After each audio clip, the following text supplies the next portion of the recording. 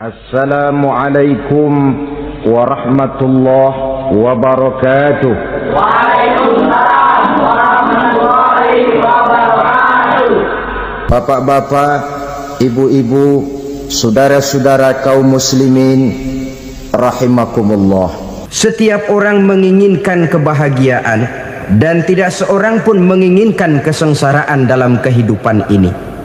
Namun nyatanya tidak setiap orang yang ingin bahagia mengetahui jalan yang harus ditempuhnya untuk sampai kepada kebahagiaan itu.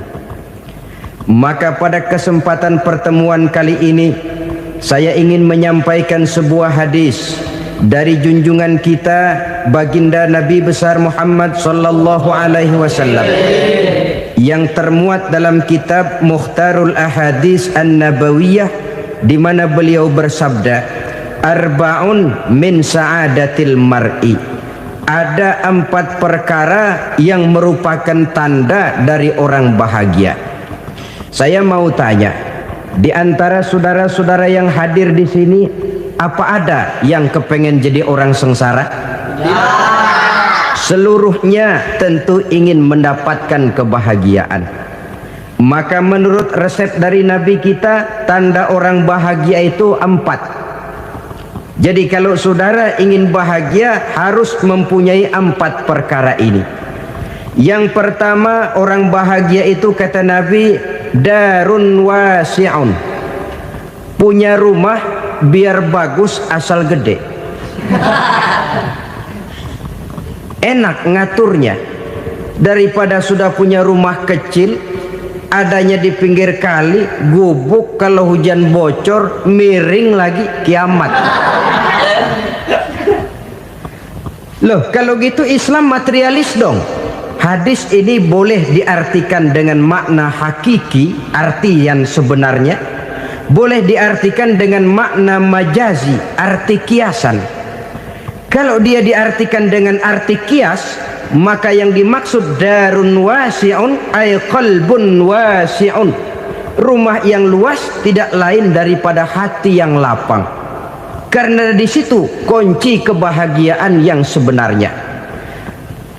Walaupun kita cuma tinggal di petak berukuran 2 kali 3 meter, kalau hati kita luas-luas rasanya rumah itu. Tapi biar rumah kita halamannya saja puluhan ribu hektar, ada kolam renangnya, kamar tidurnya tidak lagi terhitung. Kalau hati yang menempati rumah itu sempit, maka akan terasa sempit jugalah rumah itu. Tempat bergantungnya tidak lain adalah hati. Marilah kita mencoba melihat berbagai pandangan orang tentang bahagia ini. Ada orang menyangka bahwa bahagia itu kalau dia mendapatkan harta yang sebanyak-banyaknya. Siapa yang banyak harta, dialah raja. Apa yang dia mau, seluruhnya bisa dibeli. Keamanannya, dia bisa menyewa petugas. Seluruh fasilitas untuk menyenangkan kehidupannya bisa dibeli. Pendeknya, hartalah segala-galanya dalam kehidupan. Sampai ada pepatah mengatakan, innad darahima fil amakini kulliha taksur rijala mahabatan wa jalala. Sesungguhnya harta, dinar, dirham, uang di mana-mana selalu bikin hebat orang yang memilikinya. Coba lihat, orang yang punya duit sama yang enggak punya duit, jangan gaya hidupnya, gaya jalannya aja lain. Wahia lisanun liman arada fasahatan, wahia silahun liman arada qitala. Uang adalah senjata yang paling ampuh bagi orang yang mau pergi perang, dan lidah yang paling fasih bagi orang yang mau bicara. Kalau bicara dengan lidah macet, cobalah bicara dengan harta, lancar. Sampai ada pepatah demikian, segalanya bisa diatur dengan harta. Maka di kalangan orang yang berpandangan semacam itu, seluruh kegiatan hidupnya hanya terfokus kepada bagaimana mengumpulkan harta yang sebanyak-banyaknya. Tidak peduli halal haram, tidak kenal sore pagi siang dan malam, tidak sempat sujud, jauh dari agama, jauh dari kehidupan yang bersifat ruhaniyah, jauh dari Allah dan sebagainya, sampai dalam Al-Quran dikelompokkan dalam kelompok yang dinamakan lumazah. Allazi jama'a malahu wa addadah yahsabu anna malahu akhladah. Mereka mengumpul-ngumpulkan harta sebanyak-banyaknya dan menyangka bahwa harta yang banyak itu dapat mengekalkan hidupnya, mengekalkan kekayaannya, mengekalkan kebahagiaannya. Saudara hadirin yang berbahagia, kalau pandangan hidup ini benar, artinya kalau harta memang merupakan satu-satunya hal yang dapat membuat orang bahagia, tentu di rumah mewah tidak akan pernah ada tangis derita. Tentu di satu tempat di mana fasilitas hidup serba menunjang tidak ada yang namanya penderitaan. Tapi suka dan duka, sedih dan gembira, senyum dan tawa adalah milik setiap orang, baik dia punya harta maupun dia tidak punya harta. Nyatalah bahwa harta semata-mata bukan merupakan jaminan bahwa orang akan bahagia, walaupun tanpa harta orang sulit untuk bahagia. Saya mau cerita, ada orang super kaya, namanya Aristotle Onesimus, raja tanker Yunani.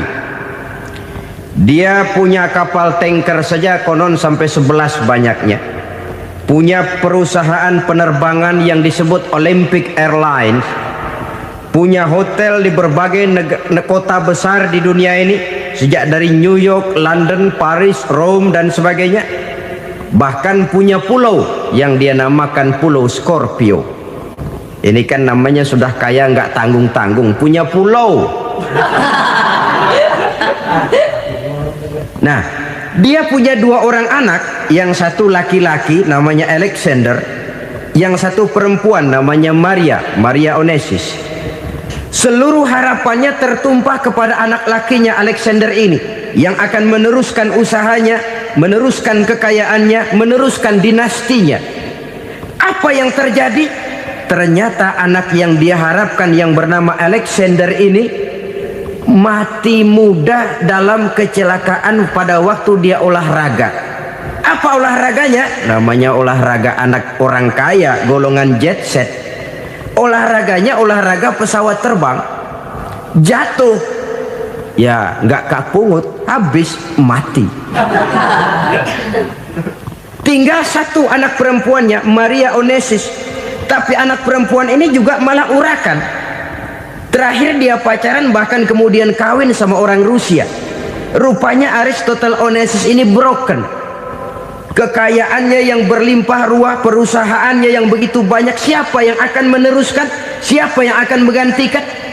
Sampai kemudian dia mengurung diri di Pulau Scorpio dan mati di sana secara mengenaskan.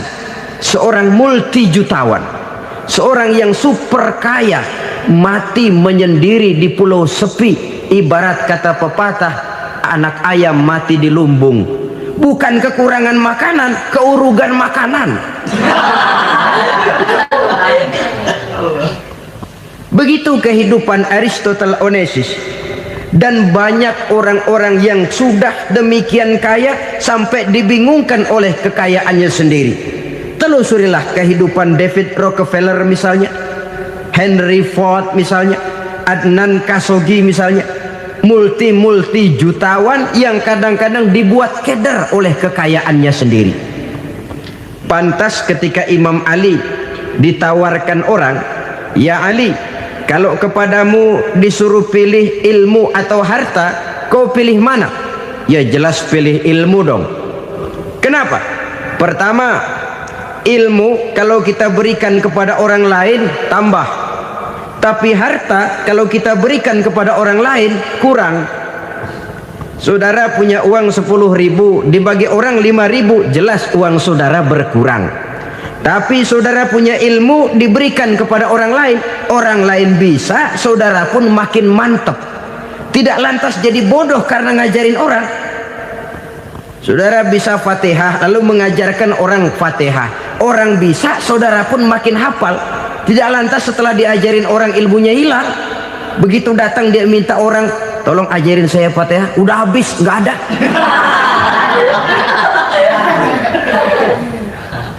Yang kedua kata Imam Ali, ilmu menjaga kita. Kalau harta, kita yang harus jaga. Makin banyak ilmu, makin terpelihara diri seharusnya. Tetapi makin banyak harta, makin bingung kita jaganya. Sampai kadang-kadang kalau perlu seluruh keliling rumah dipasangi alarm. Belum cukup, disewakan anjing besar-besar, pasang di depan pintu, awas anjing galak. Masih belum cukup juga, cari centeng tukang-tukang kepruk jaga rumah. Masih terasa belum aman, padahal rumahnya dikelilingi tembok besar. Di balik tembok ada pintu-pintunya tebal. Di balik pintu itu terbuka masuk kamar, kamar pun ada pintunya, pintunya pun kuat. Masuk ke dalam kamar ada lemari, lemarinya pun pintunya kuat, dikunci, kuncinya pun kuat. Tapi terhadap seluruhnya yang timbul cuma sekedar was-was saja. Kesimpulannya sekali lagi, tanpa harta orang memang sulit untuk bahagia. Tapi harta semata-mata tidak merupakan jaminan orang akan bahagia. Dengan hati yang luas, itu modal utama untuk mencapai kebahagiaan hidup. Orang yang hatinya luas, saudara-saudara, punya hati yang lapang, melihat kenyataan hidup ini, dia bersyukur senantiasa kepada Allah. Lantas tidak timbul hasud dan iri hatinya. Oleh karena itu jiwanya selalu lapang. Kalau tidak, cupik hati namanya, dangkal pandangan, tidak senang melihat orang lain dapat nikmat, dan itu sering dijadikan contoh. Kalau orang yang lapang dada, dia lihat tetangganya beli TV baru, dia berkata, alhamdulillah ya, tetangga kita beli TV, mudah-mudahan kita bisa ikut nonton. Lapang dadanya. Tapi orang yang sempit hati, lihat tetangga beli televisi, meriang. Enggak diapa-apain, meriang. Besoknya dengar tetangga beli motor, makin sakit, ke rumah sakit. Lalu di rumah sakit dengar tetangganya beli mobil, mati. Disiksa oleh perasaannya sendiri. Orang kalau hati sudah sempit dalam hidup, kemanapun dia pergi, sempit rasanya medan kehidupannya. Kemudian kita melihat juga ada orang yang menilai bahwa bahagia itu katanya kalau punya kedudukan yang tinggi, pangkat yang agung, wibawa yang besar. Mungkin betul, tapi mungkin juga tidak. Bergantung kepada hati orang yang punya pangkat itu. Sama dengan harta tadi.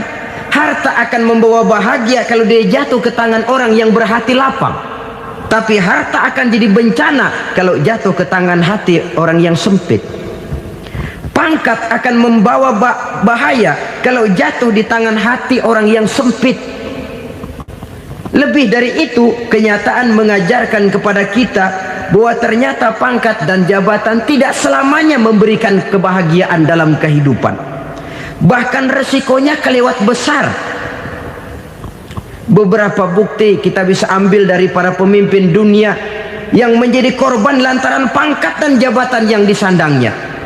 Saudara ingat Presiden Abraham Lincoln dan John Kennedy dari Amerika? Dibunuh orang. Park Chung-hee dari Korea Selatan, Ziaur Rahman dari Bangladesh, Anwar Sadat dari Mesir, terakhir Indira Gandhi dari India, menjadi korban dari pangkat dan jabatan yang disandangnya dari orang-orang yang tidak senang dia memegang jabatan itu. Dia akan mudah mengundang bencana. Sehingga pantas kalau seorang presiden terkemuka Amerika, Harry Truman namanya, dia mengatakan jabatan presiden itu, kata dia, seperti orang nunggang macan, naik macan. Harus kita taiki, kalau enggak dia bakal nerekam kita, ngeri katanya. Adapun orang yang hatinya lapang, kalau dia menerima pangkat dan jabatan, dianggapnya itu satu kesempatan untuk berbuat baik. Tapi orang yang berhati sempit, menerima pangkat dan jabatan, bukan kadang-kadang menerima, malah berusaha setengah mati mencapai dengan segala cara. Kalau perlu jilat atas, jilat atas. Jadi golongan sumuhun dawu. Jadi kelompok kulon nuwun, yes sir, yang kerjanya cuma oke bos. Kalau perlu jilat atas, jilat atas. Kalau perlu injak yang bawah, injak yang bawah. Perlu sikut kiri kanan, sikut kiri kanan. Yang penting pangkat dapat, jabatan dapat. Orang yang semacam ini, kalau sudah mempunyai pangkat dan jabatan, biasanya dia tidak menganggap itu sebagai amanah, tidak menganggap sebagai kesempatan berbuat baik, tapi malah kesempatan untuk memperturutkan hawa nafsunya yang dilatar belakangi oleh kesempitan hatinya tadi. Apalagi kalau orang memperoleh pangkat karena banyak mengeluarkan uang, seakan-akan pangkat dan jabatan itu sekarang macam proyek pakai tender. Siapa yang berani bayar segini naik, nggak berani minggir. Padahal logikanya, kalau orang mencapai satu jabatan karena banyak mengeluarkan uang, hampir bisa dipastikan bahwa setelah jabatan itu dia pegang, langkah pertama yang akan dilakukannya ialah berusaha bagaimana uang yang dia keluarkan supaya kembali. Ya paling kurang pulang modal dulu dong. Soal mikirin rakyat soal nanti, tapi ini modal harus pulang. Itu celakanya kalau orang memperoleh pangkat dan jabatan cuma karena banyak mengeluarkan uang. Jarang orang yang mempunyai keyakinan dan pandangan bahwa pangkat dan jabatan merupakan amanah. Jadi sekali lagi, pangkat dan jabatan mungkin saja membawa kebahagiaan kalau jatuh ke tangan orang yang berhati lapang. Tapi bisa jadi bencana kalau dia jatuh ke tangan orang yang mempunyai hati yang sempit. Dan lagi-lagi stresnya hati yang lapang.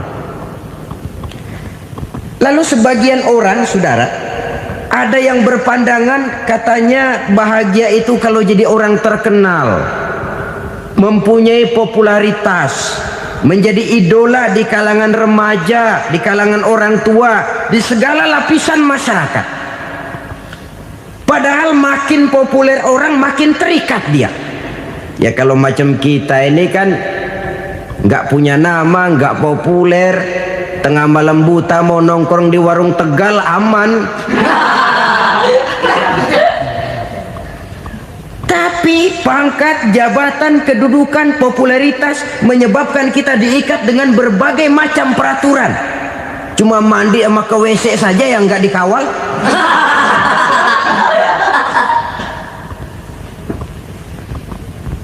Benarkah popularitas, ketenaran membawa kebahagiaan? Mungkin ya, tapi mungkin juga tidak. Kenapa? Banyak orang-orang populer yang mengakhiri hidupnya secara tragis. Kita ambil beberapa nama. Di Amerika tahun 60-an ada bintang seksi paling terkenal yang dijuluki sex bomb, bom seksi. Sampai sekarang jadi legenda, namanya Marilyn Monroe. Singkatan double-nya itu inisialnya MM, Marilyn Monroe.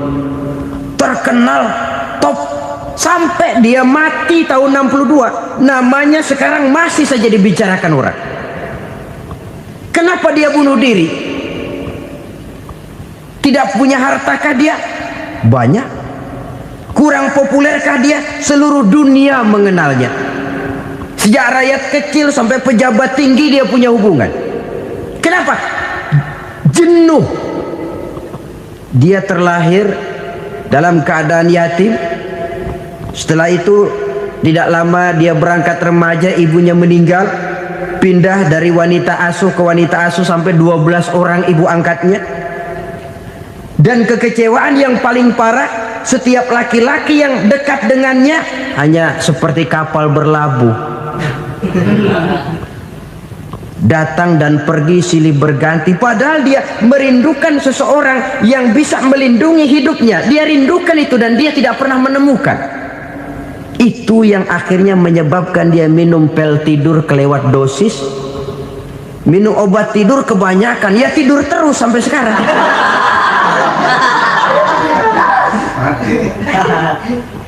Dia mengakui, saya telah memiliki ketenaran, tapi saya tidak pernah hidup dalam ketenaran itu. Saya pandai main sandiwara, tapi saya ingin hidup dalam alam yang real sebagaimana umumnya orang. Itu yang dia rindukan. Menyusul jejak yang namanya Marilyn Monroe ini, Billie Holiday, saudara kenal tentu, di rumah sakit dirawat. Dia juga minum obat overdosis, mati lagi. Jimi Hendrix minum obat tidur overdosis kelewat batas, mati lagi. Lalu yang menghanyutkan diri di danau, Janis Joplin dan Brian Jones, ini orang-orang populer, orang-orang terkemuka yang mengakhiri hidup secara tragis, bukan karena tidak terkenal, mungkin karena sudah saking terkenalnya. Contoh paling belakangan, Bruce Lee. Wah, ini tukang-tukang keprok tentu kenal siapa dia. Sampai sekarang pun tabir kematiannya masih merupakan misteri. Dan yang masih hidup juga menunjukkan gejala yang aneh. Michael Jackson, rumahnya di Beverly Hills itu dijaga sedemikian rupa, dan dia selalu curiga kepada setiap makanan harus steril, bersih dari segala macam kimia. Kemana dia pergi, itu tukang-tukang keprok sudah selalu menjaga dan mengawal, dan dia seakan takut menunjukkan mukanya yang asli. Hingga kalau tampil ke tengah di luar show, dia kadang memakai pakaian yang tidak menunjukkan dia yang sebenarnya, takut dikenali orang. Ternyata popularitas sering jadi momok yang meracuni kehidupan manusia. Oleh karena itu, benarlah junjungan kita pada saat beliau mengajarkan orang akan bahagia kalau dia mempunyai hati yang lapang. Nah, sekarang masalahnya untuk mendapatkan hati yang lapang, caranya bagaimana? Kita kembali kepada konsep Quran. Allah mengajarkan, ala inna bi dzikrillahi tatmainnul qulub. Ketahuilah bahwa dengan banyak mengingat Allah, hati akan tenang, jiwa akan lapang. Dengan kata lain, dekat dengan agama, merasakan kehadiran Allah dekat dalam hidup, itu muara pertama untuk mencapai hati yang lapang. Ala inna bi dzikrillahi tatmainnul qulub. Jangan macam orang sekarang ingin mendapatkan ketenangan lalu tapak di puncak gunung, di gua-gua, di tempat sepi. Iyalah kalau nggak ada ular. Kalau tergigit ular berbisa, ketenangan belum, mati jelas itu. Islam positif untuk mendapatkan ketenangan. Ala inna bi dzikrillahi tatmainnul qulubi. Bahwa ketahuilah bahwa dengan banyak mengingat Allah, hati akan tenang, jiwa akan lapang, nuansa pikiran akan luas. Karena yang namanya bahagia ada dimanapun manusia berada. Di kampung ada bahagia, di kota ada bahagia, di ngarai, di lembah, di gunung, di hutan, di lautan, di angkasa luar, dimanapun bahagia itu ada kalau kita bermodalkan hati yang lapang ini. Dan hati akan lapang kalau kita dekat dengan agama. Dekat dengan harta buat sementara hati mungkin tenang, tapi ketenangan yang relatif dan temporer. Apalagi orang tiap kali tambah harta, tiap kali tambah rencana, itu wajar. Mungkin sebelumnya saudara berpikir, kalau punya duit 5.000 enak nih. Begitu punya duit 5.000, aduh sayang kalau 10.000 aja. Tiap kali tambah harta, tiap kali lain rencana. Makin banyak rencana, makin menjauhkan kita dari yang namanya ketenangan. Padahal ketenangan merupakan unsur utama untuk mencapai bahagia. Dan ketenangan itu bermuara dalam hati manusia. Tengoklah kehidupan ini. Orang yang banyak harta dengan orang miskin, Berbedakah rasa sakit yang mereka tanggungkan? Rasanya tidak. Walaupun si kaya tidur di kasur empuk berselimutkan sutra mahal, sementara si miskin meringkuk di balai bambu yang keras dan kasar. Apabila maut datang, dia juga tidak pernah pilih bulu.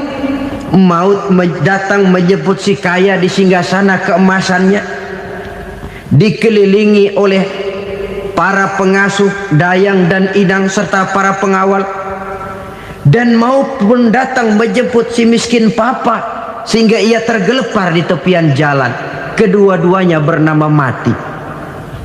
Kalau nyata bahwa sakit yang ditanggung si kaya tidak beda dengan sakit yang ditanggung si miskin, bukan harta semata yang membuat orang bahagia. Hati yang tenang, jiwa yang lapang penuh kedamaian karena banyak berzikir dan mengingat Allah, itu merupakan modal utama untuk mencapai sesuatu yang bernama bahagia.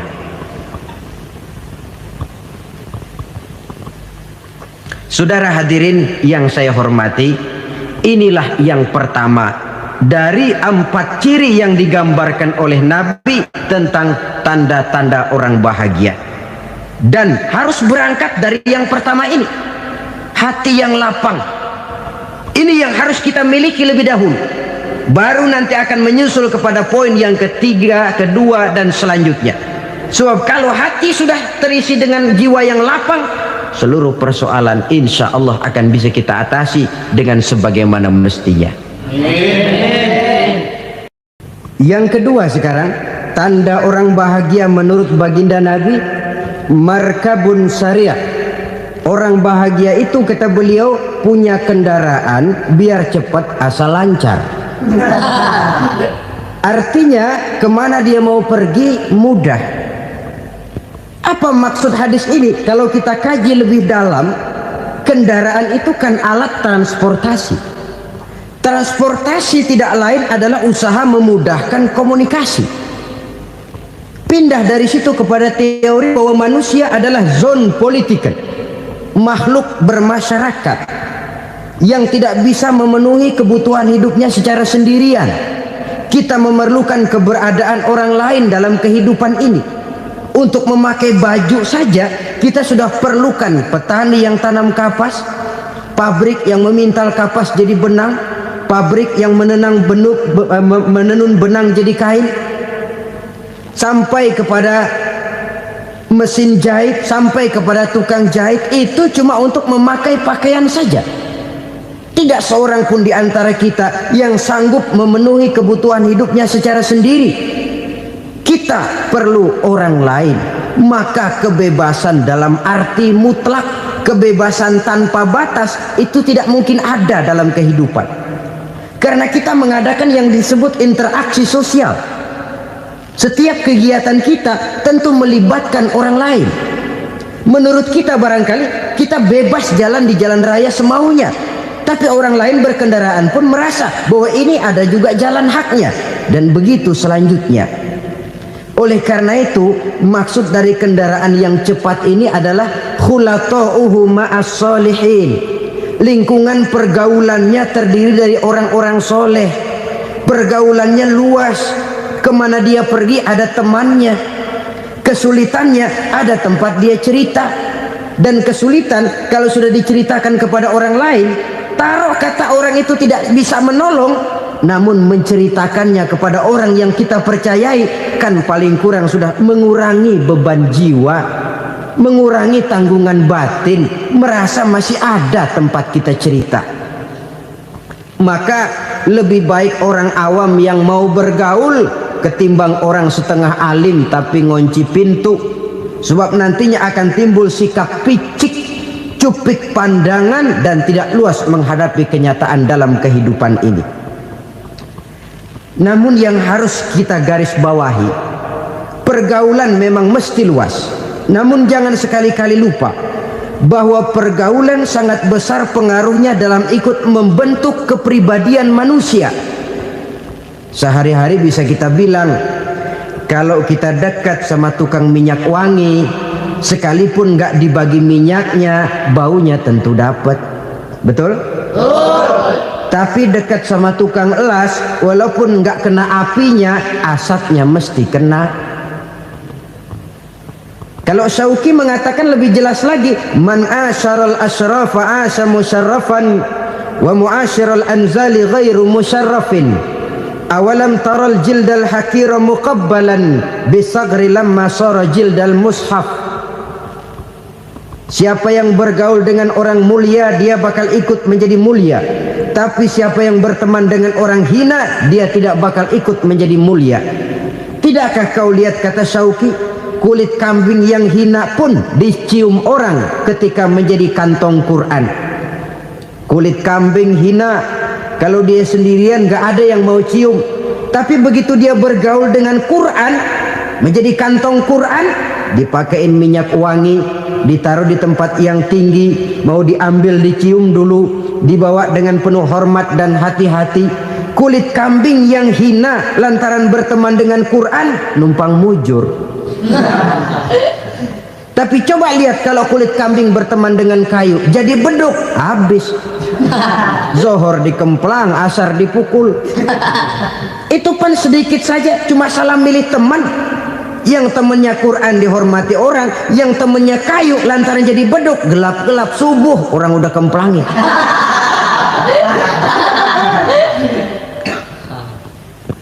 Maka terutama kepada adik-adik remaja yang masih mencari identitas diri, yang ibarat kaset masih kaset kosong, mudah diisi oleh apapun, pandai-pandailah memilih teman dalam bergaul. Karena banyak orang yang tadinya baik-baik, ketika terseret dalam pergaulan dengan orang yang tidak baik, kebaikannya menjadi lentur dan luntur. Tapi berapa banyak bajingan-bajingan tengik, orang-orang yang berlumur noda dan dosa, tiap hari melakukan maksiat, namun bergaul dengan orang yang baik-baik, pada akhirnya sedikit demi sedikit beringsut dan berangsur dia terbiasa mengikuti kebaikan-kebaikan. Saya tekankan ini kepada remaja karena mereka masih mencari identitas diri. Apa yang mereka lihat mereka mau, apa yang mereka dengar mereka ingin tahu. Coba lihat kehidupan remaja. Pulang nonton film Rambo, pengen jadi Rambo, gagah, maunya belekai melulu. Pulang nonton film Superman, pengen bisa terbang. Pulang nonton India, nyanyi melulu. Wajar, mereka masih mencari identitas diri. Saya ini sebenarnya siapa? Lingkungan, pergaulan akan membentuk itu. Karena itu pandai-pandailah bergaul, karena ia sangat besar pengaruhnya dalam ikut membentuk kepribadian manusia. Apalagi sifat yang jelek lebih cepat menularnya ketimbang sifat yang baik. Sifat yang baik, watak yang soleh itu lambat sekali untuk menular. Tapi yang tidak baik, kan prosesnya mah kalau remaja biasanya mula-mula dengar. Karena dengar lalu pengen tahu. Karena pengen tahu lalu ngeliatin. Begitu ngeliatin kan pengen nyobain. Setelah nyobain ketagihan. Nah, ini prosesnya. Yang namanya ganja, morfin, narkotik awalnya kan begitu. Mula-mula denger katanya kalau sudah fly to the sky, sudah melayang ke langit katanya, disitulah puncak kebahagiaan. Mulanya cuma denger. Karena denger pengen tahu. Karena pengen tahu lalu ngeliat, kumpul sama orang yang suka ngeganja. Setelah ngeliat, nah pengen ngerasain. Begitu ngerasain enak juga, ketagihan. Kalau sudah ketagihan jadi penyakit kronis, bisa merembet kepada yang lain. Iya, kalau orang tuanya mampu untuk beli morfin, beli ganja. Kalau tidak kan pikirannya ngayap, jemuran siapa ya gue sahabat. Timbullah perbuatan-perbuatan negatif yang bermula dari salah pergaulan. Apalagi buat adik-adik remaja yang tinggal di kota-kota besar, yang pengaruh budaya, pengaruh kesenian, pengaruh struktur kehidupan yang nampak makin individualistis, di mana persaingan tajam, tensi ekonomi tinggi, orang mudah mengalami stres. Pandai-pandailah dalam bergaul, sekali lagi, karena ia sangat besar pengaruhnya dalam ikut membentuk kepribadian manusia. Orang bahagia punya kendaraan yang cepat, artinya punya pergaulan yang luas, dan lingkungan pergaulannya terdiri dari orang-orang yang soleh. Kemana dia pergi ada teman, kesulitannya ada tempat dia cerita. Tapi kalau sudah menyendiri, hidup sendiri, kesulitan dipikiri sendiri, bisa mati belum waktunya.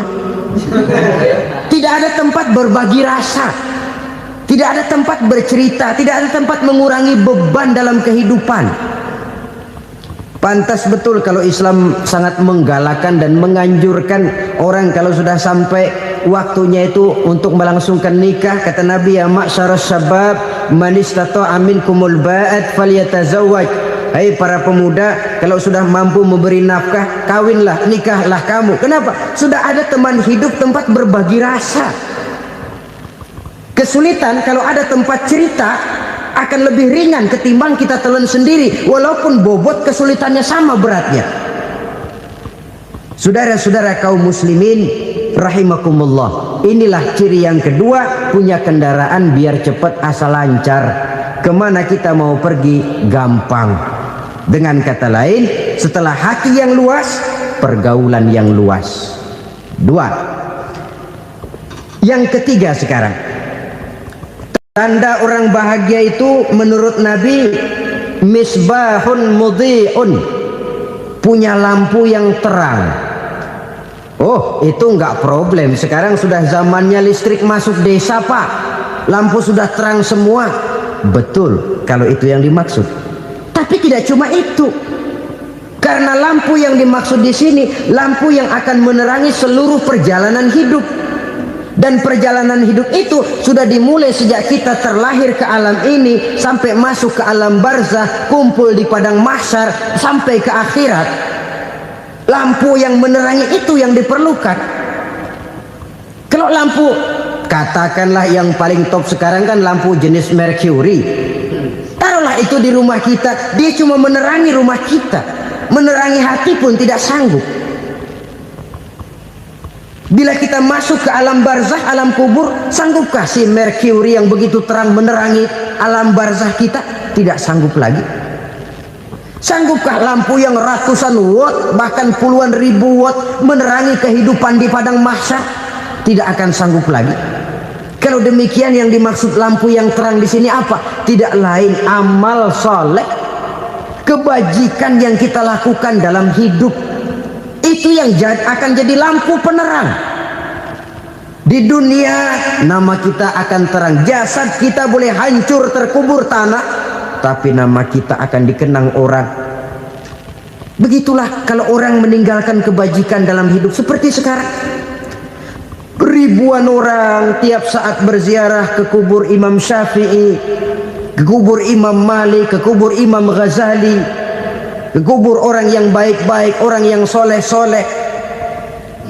Kebajikannya yang ditinggalkan, yang mengukir namanya dengan tinta emas, sehingga saudara sudah terbaring di alam kubur. Orang lewat, Allah, ini kuburannya Fulan bin Fulan, dulu ini kebaikannya Masya Allah, saya ikut merasakan. Mari kita mampir sebentar, kita Fatihah, mohon disampaikan Allah pahalanya kepada almarhum. Al-Fatihah. Itu kalau orang baik-baik. Lalu saudara tanya, Pak, orang mati dikirimin Fatihah apa nyampe pahalanya? Saya jawab, kalau saudara nggak percaya, mati dulu dah. Nanti saya Fatihain, tungguin di sana. Umpama nggak sampai, balik lagi kemari. Sekarang ini kan maunya otak-otakan saja. Kalau nggak masuk otak, nggak percaya. Padahal alam gaib itu nggak bisa diotak-otakin. Sama saja dengan saudara pernah dengar cerita kapal tanpa emas tenggelam kan? Pernah nggak? Di mana? Ya, di laut Masalembo. Begitu ke tanpa emas tenggelam, ratusan penumpang itu terjun ke laut, dipermainkan gelombang, berjuang menghadapi maut itu. Orang lagi timbul tenggelam di lautan, dihantam ombak, kita tengokin pakai helikopter. Pak, lagi timbul tenggelam ya? Iya, tolongin. Jangan khawatir Pak nih, saya kirim Intan Pak, harganya 10 juta. Kira-kira orang yang timbul tenggelam di laut seneng nggak? Tidak. Kan mahal toh Intan 10 juta. Kenapa dia nggak senang? Karena Intan 10 juta dalam kondisi seperti itu tidak sanggup menyelamatkan dia. Dia akan girang kalau dikirimin ban mobil bekas, dikirimin papan terentang atau bambu. Intan yang 10 juta dia nggak girang, ban mobil bekas yang 1000 perak tuh pegang, itu yang dia girang betul. Inilah sebabnya Nabi berkata, mal mayyitu fi qabrihi illa kal ghariqil mutaghawwis. Orang yang meninggal di alam kuburnya seperti orang timbul tenggelam di lautan. Yantaziru da'watan min ahli, menunggu doa dari keluarganya yang masih hidup. Duh, bapak saya sudah meninggal, saya sayang benar sama dia. Kirimin kulkas ke kuburannya Itu sama saja dengan tadi orang tenggelam di lautan dikirimi Intan yang harganya 10 juta, ndak sampai. Begitulah kalau kebajikan yang kita tinggalkan dalam hidup, sudah mati pun kubur kita masih diziarahi orang. Tapi kalau jahat yang kita tinggalkan, boro-boro lah orang mau doa lewat dekat kuburan kita juga serem. Tuh bajingan no, dulu mati dipendem di situ tuh. Jangan lewat situ, ntar kesurupan, jangan. Lewat saja orang ngeri. Konon lagi membacakan Fatihah dan mengirimkan doa. Hidup pada hakikatnya adalah kesempatan untuk berbuat baik. Maka sekali kesempatan itu diberikan, manfaatkan dengan sebaiknya. Sebab kesempatan kedua tidak akan pernah ada. Kesempatan berbuat baik di sini, di akhirat sudah pembalasan namanya. Sekali kesempatan itu dicabut, dia tidak akan pernah dikembalikan lagi. Kata Iqbal, hidup tidak mundur ke belakang, Bung. Berhenti diinjak orang, mundur hancur. Tidak ada kata mundur dalam hidup ini. Berhenti diinjak orang, mundur kecebur. Tidak ada kata lain, harus maju dalam kehidupan dalam artian yang positif. Hidup adalah kesempatan untuk mengumpulkan kebajikan yang sebanyak-banyaknya. Di situ nilai daripada manusia. Sekarang ini memang nggak kelihatan kok, orang yang banyak pahala sama yang banyak dosa nggak kelihatan kok.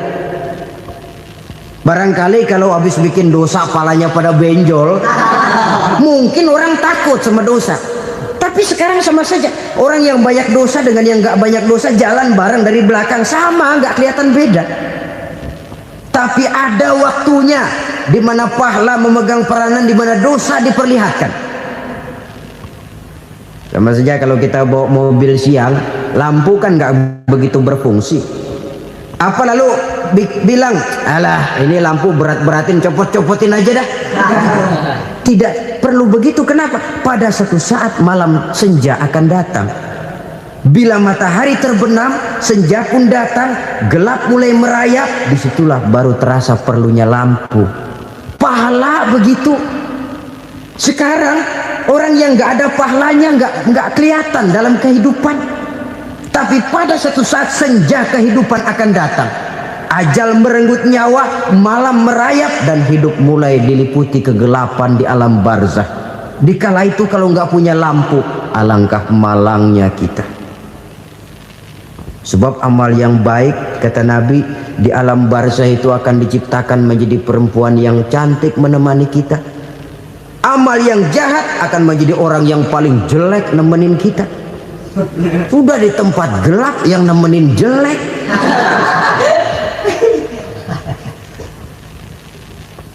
Kaum muslimin rahimakumullah. Kalau demikian masalahnya, tergantunglah kita pandai memanfaatkan waktu. Al-waktu kasayf, waktu itu cepat sekali. Yang namanya waktu itu tahu-tahu. Tahu-tahu udah tahun 87. Tahu-tahu udah begitu. Tahu-tahu yang kemarin anak-anak, sekarang udah pada punya anak. Tahu-tahu saja itu. Begitu cepat waktu berlalu. Kalau tidaklah pandai kita memanfaatkannya, akan rugi kita. Nabi bersabda, "Man kana yaumuhu khairun min amsihi fahuwa rabih." Barang siapa yang hari ini lebih baik daripada hari kemarin, itu orang untung. Hari ini lebih baik daripada kemarin. Bulan ini lebih baik dari bulan kemarin. Tahun ini lebih baik dari tahun kemarin. Itu orang yang beruntung. Tahun kemarin sembahyangnya maghrib doang, sekarang udah tambah isya. Tahun kemarin cuman Idul Fitri aja ngancem bener, sekarang udah tambah Jumat, lalu tambah lagi maghrib, tambah lagi isya, dan selanjutnya. Hari ini lebih baik daripada kemarin, itu orang yang beruntung. Wa man kana yaumuhu mislu amsihi fahuwa khasir. Lalu barang siapa yang hari ini sama saja dengan hari kemarin, itu orang rugi. Hari ini sama dengan kemarin, rugi itu. Bulan ini begitu, bulan kemarin begitu, tahun ini begitu, tahun lalu juga begitu. Rugi itu orang. Rugi apa? Rugi umur. Umur tambah, amalan gak pernah tambah. Dan saya pikir lebih merupakan azab ketimbang nikmat kalau orang dikasih panjang umur cuma untuk numpuk dosa. Mending mana? Panjang umur banyak dosa sama pendek umur dikit dosa? Mending mana? Mending mana? Ya, paling mending tentu panjang umur banyak pahala. Tapi kalau tidak, sekali lagi, lebih merupakan azab ketimbang nikmat kalau orang diberikan panjang umur tapi cuma untuk sekedar menumpuk dosa. Kehilangan kesadaran bahwa dunia bukan terminal akhir dari satu perjalanan. Dia cuma halte di mana kita berhenti sebentar untuk menuju kepada terminal yang hakiki. Saudara-saudara kaum muslimin rahimakumullah, inilah lampu yang akan menerangi kehidupan, amal yang kita lakukan di dalam kehidupan. Jadi yang dimaksud dengan lampu yang terang, kebajikan yang kita kerjakan dalam hidup. Nah, setiap orang di awal tadi saya bilang ingin bahagia. Bahagia itu kan hakikatnya kumpulan senang dan selamat. Senang, selamat. Apa bedanya? Senang tapi tidak selamat, nggak bahagia. Selamat tapi nggak senang, nggak bahagia orang. Contoh, kalau orang korupsi, duitnya banyak, senang dia, tapi keselamatannya. Ada tentara baris di samping rumahnya udah bingung, padahal tentara latihan. Tentara cuma latihan, dia bingung. Senang, tapi karena keselamatannya tidak terjamin, dia tidak bahagia.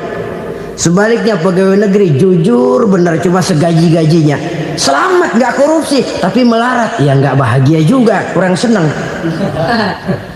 Kesenangan dan keselamatan untuk dunia saja, ya sekali lagi, kalau cuma sekedar untuk dunia saja, bisa dibeli pakai uang, bisa dibeli pakai uang.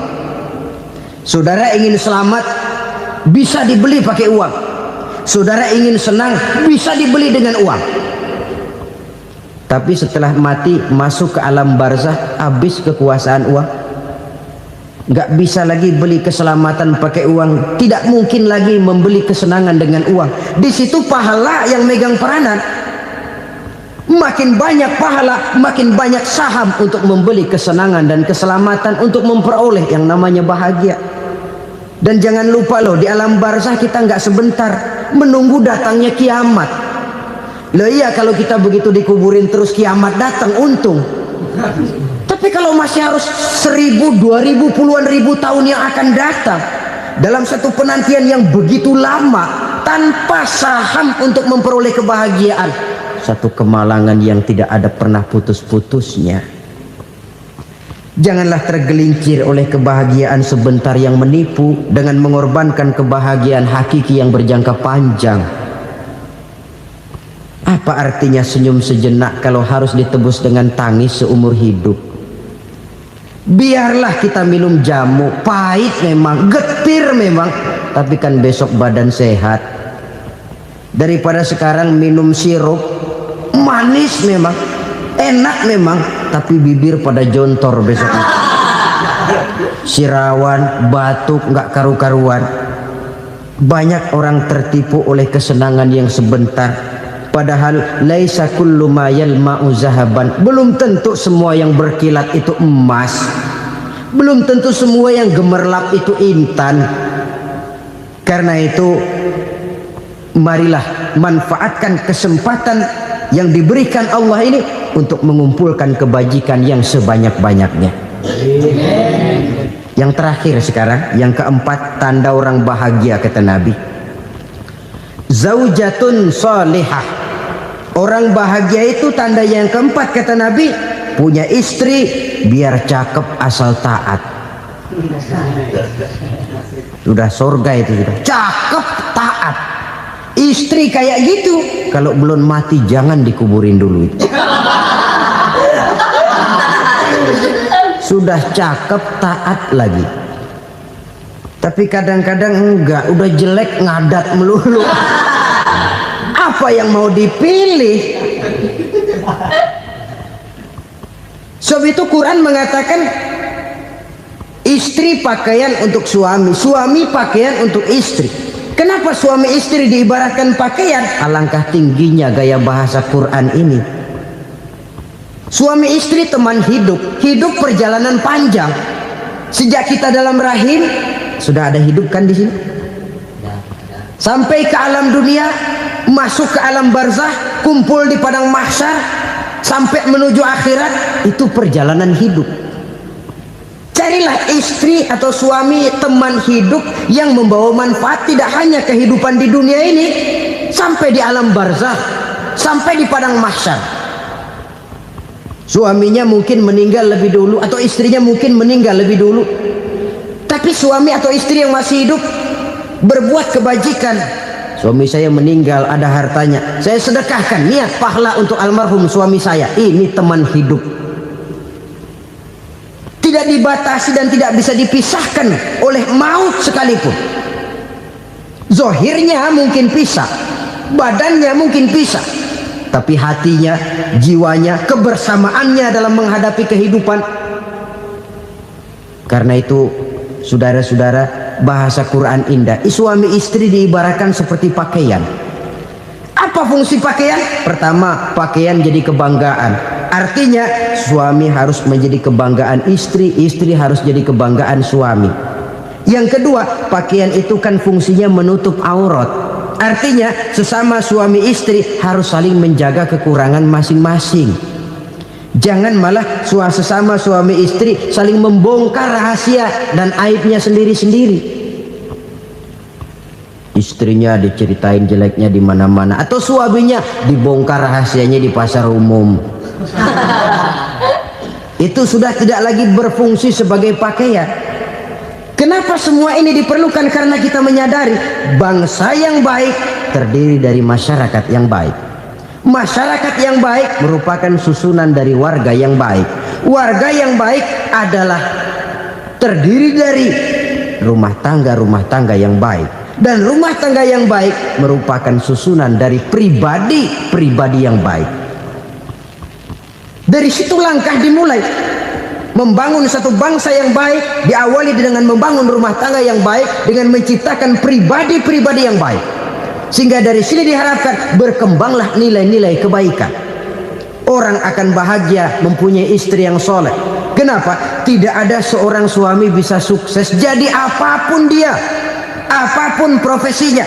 Dokterkah, kiaikah, mubalikah, petanikah, pengusahakah, pejabat tinggikah. Tidak ada seorang suami yang bisa sukses tanpa peran serta istrinya. Walaupun memang peranan itu tidak begitu kelihatan, tapi sangat menentukan. Karena itu, saudara hadirin yang saya hormati, Islam sangat menghargai kaum wanita, memberikan kedudukan yang tinggi sepanjang tidak mematikan kodrat kewanitaannya. Nah, kalau sudah kesuksesan ini diawali dari rumah tangga, karier di masyarakat mudah untuk dikejar. Tapi keberantakan di rumah tangga merupakan kegagalan pertama di tempat lain. Selalu berusaha menyimpan sesuatu yang bisa membawa manfaat, baik untuk dirinya, untuk anak cucunya, maupun untuk keluarganya, untuk masa kini dan masa depannya. Kadang simpanan itu berbentuk uang, kadang berupa tanah, lain saat berbentuk pabrik, dan lain sebagainya. Sementara masa depan yang paling pasti adalah akhirat. Jika untuk masa depan dunia kita rela memeras keringat, membanting tulang, pergi pagi dan pulang petang, menyimpan uang, menyimpan tanah, menyimpan pabrik, pernahkah kita merenung jika satu saat kiamat datang, kita dibangkitkan dari kubur masing-masing, berdiri di padang mahsyar untuk mempertanggungjawabkan seluruh kegiatan hidup kita di dunia ini, lalu kita akan menuju ke alam akhirat. Sudahkah kita mempunyai simpanan untuk akhirat kita? Pada pertemuan kali ini saya ingin menyampaikan sebuah hadis di mana Rasulullah sallallahu alaihi wasallam bersabda, "Arba'un min kanzil jannah." Simpanan sorga ada 4 macam. Yang pertama, ikhfa'us sadaqah, menyembunyikan sedekah. Saudara-saudara kaum muslimin, sebagaimana yang kita maklum bahwa Allah Subhanahu wa taala melebihkan sebagian rezeki dari kita terhadap yang lain. Ada yang kaya, ada yang setengah kaya, ada yang miskin, ada yang setengah miskin, dan selanjutnya. Ada yang gajinya kecil tapi penghasilannya gede. Ada yang penghasilannya gede tapi nggak punya gaji. Ada juga yang memang gajinya gede dan penghasilannya gede. Kelebihan rezeki merupakan sunnatullah dan tidak harus membuat kita merasa lebih dari yang lain. Bahkan sebaliknya, kelebihan itu harus membuat kita ringan tangan untuk menolong mereka yang memang memerlukan pertolongan. Kalau saudara diberikan ilmu, maka pertanyaan akhirat cuma satu: ilmumu kau amalkan untuk apa? Kalau saudara diberikan umur yang panjang, pengadilan akhirat juga bertanya satu: umurmu kau habiskan di mana? Tapi kalau saudara diberikan harta, pengadilan akhirat akan bertanya 2: hartamu kau dapat dari mana? Kau belanjakan kemana? Dari mananya ditanya dan kemananya juga ditanya. Oleh karena kita akan dimintakan pertanggungan jawab, maka amanah yang bernama harta ini harus kita gunakan dengan sebaik-baiknya. Ada penggunaan yang merupakan kewajiban, itu zakat namanya. Ada penggunaan yang sewaktu-waktu, itu infak namanya. Ada yang lebih sewaktu-waktu lagi, dan itu sedekah namanya. Zakat dia terikat oleh haul dan nisab, oleh putaran batas waktu dan ukuran dari harta itu sendiri. Sedangkan infak terikat oleh situasi dan kondisi perekonomian seseorang. Sedangkan sedekah tidak terikat dengan apapun. Dalam kondisi seperti apapun kita bisa melakukan sedekah dengan yang terkecil sekalipun. Sampai-sampai Rasulullah sallallahu alaihi wasallam mengajarkan, la tahqiranna minal ma'rufi syai'an walau an talqa akhaka biwajhin talik. Atau ada hadis, tabassumuka fi wajhi akhika laka shadaqah. Senyumanmu kepada temanmu adalah sedekah. Jadi untuk melakukan sedekah tidak harus dalam berbentuk uang. Dengan ilmu kita bisa sedekah, dengan tenaga kita bisa bersedekah, dengan pikiran kita bisa bersedekah, bahkan senyum kepada teman itu pun sedekah. Jadi kalau sedekah dengan uang memang belum punya uang, nyengir aja banyakin. Itu asal pada tempatnya, jangan lalu ketemu tiang listrik cengengesan. Tentu tidak pada tempatnya dan tidak wajar. Nah, sedekah yang paling dicintai Allah adalah sedekah yang disembunyikan. Artinya jauh dari sifat riya. Kan kadang-kadang ada orang sedekah itu disebutkan namanya. Apa tidak bagus? Kalau memang niatnya ikhlas, ya bagus-bagus saja. untuk memberikan sugesti kepada yang lain. Si Fulan bin Fulan nyumbang sekian, diumumkan. Boleh kalau niatnya untuk memberikan rangsangan kepada yang lain supaya dia menyumbang lebih besar dari orang tadi. Tapi kalau itu mendatangkan riya, maka sedekah yang paling dicintai Allah adalah sedekah yang disembunyikan. Tangan kiri saja tidak tahu apa yang diberikan oleh tangan kanan. Sedekah yang dilakukan dengan ikhlas akan merupakan perbendaharaan surga, tersembunyi dari pandangan orang lain, tidak seorang pun tahu. Karena memang sikap yang baik adalah melupakan kebaikan dan mengingat kesalahan. Itu salah satu ciri orang bahagia. Orang yang selalu mengingat kesalahannya dan berusaha melupakan segala kebaikannya. Kalau dia akan ada kebaikan, dia tidak bisa ikut, dia merasa rugi karena dia merasa belum pernah berbuat baik. Tapi kalau akan melakukan kesalahan baru, dia ingat kesalahan yang sudah-sudah, sehingga terhalang baginya untuk melakukan satu kesalahan baru. Demikianlah saudara-saudara, bahwa Allah melebihkan rizki sebagian kita dari yang lain, agar terjadi tolong-menolong dalam kehidupan ini. Jadi kesenjangan yang nature, kesenjangan yang alami, itu sunnatullah. Ada yang kaya, ada yang miskin, ada yang kelas menengah. Nah, kenapa lalu sekarang kita berusaha mengentaskan kemiskinan?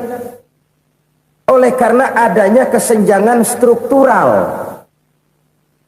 Kalau yang kaya bisa semakin kaya, kenapa yang miskin tidak bisa naik jadi ikut sedikit kaya? Sebab pada dasarnya Islam adalah agama yang sejak turunnya sudah berupaya memerangi kemiskinan. Bahkan dikatakan kemiskinan itu mendekatkan kepada kekufuran. Orang kalau miskin udah dekat banget sama kafir. Gampang menjadi kafir. Berapa banyak saudara-saudara kita yang oleh karena soal perut, oleh karena soal materi, terpaksa meninggalkan dan menanggalkan akidahnya, menjual petunjuk yang diberikan Allah dengan kesenangan dunia yang cuma sebentar ini. Na'udzubillah thumma na'udzubillah. Jadi makin kita sembunyikan satu sedekah, semakin banyak perbendaharaan kita di surga. Sedekah yang paling dicintai Allah adalah sedekah yang disembunyikan. Malahan ada seorang sufi, dia punya kebiasaan kalau pergi sholat Jumat dia bawa uang, itu uang dia taruh di bawah tikar masjid. Dia niat sedekah kepada siapa saja yang nemuin itu duit. Maksudnya apa? Supaya yang nemuin nggak tahu siapa yang punya duit. Demikian dia saking ingin menyembunyikan sedekahnya. Karena sifat riya itu bisa memakan amal kita sendiri. Riya itu termasuk menyebut-nyebut kebaikan kita. Orang yang suka nepuk dada, sedikit-sedikit ngitungnya kalau nggak gua. Tuh kalau nggak gua tuh yang belah situ, kalau nggak gua. Iya, kalau nggak lu kenapa emang?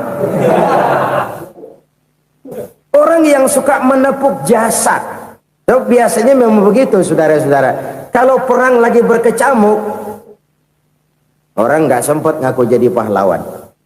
Tapi begitu perang selesai, yang kagak kenal bedil ngaku pahlawan, mas. Itu sesuatu yang biasa. Oleh karenanya, orang-orang yang ikhlas dalam bersedekah, disembunyikannya sedekah itu, Allah cinta betul. Malahan ada hadis memberikan jaminan, inna sedaqatal mar'il muslimi tazidu fil umri wa tadfa'u mitatas su'i. Sesungguhnya sedekahnya seorang mukmin tazidu fil umri, bisa menambah umur panjang, wa tadfa'u mitatas su'i, dan menyelamatkan manusia dari mati secara su'ul khatimah. Jadi siapa yang kepengen panjang umur, banyaklah sedekah. Yang bosan hidup, pelit terus. Sedekah menambah panjang umur dan menyelamatkan manusia dari mati secara su'ul khatimah. Pak, katanya umur itu nggak bisa ditambah, nggak bisa dikurangin. Kapan? Kalau ajal sudah datang. Fa idza jaa ajaluhum la yastakhiruna sa'atan wa la yastaqdimun. Kalau ajal datang tidak bisa dimajukan, tidak bisa dimundurkan. Itu kalau ajal sudah datang.